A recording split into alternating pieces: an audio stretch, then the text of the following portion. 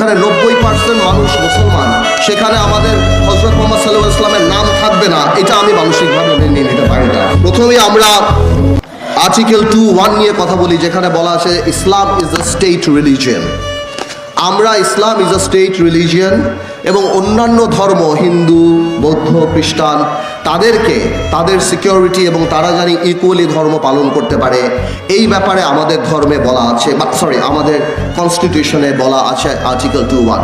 কিন্তু আমি মনে করি গত 20 বছর যাবৎ আধুনিকতার নামে, গ্লোবালাইজেশনের নামে কেন জানি আমাদের ধর্মকে বা কালচারের নামে অ্যাটাক করার একটা প্রবণতা অনেক বেশি বৃদ্ধি পেয়েছে।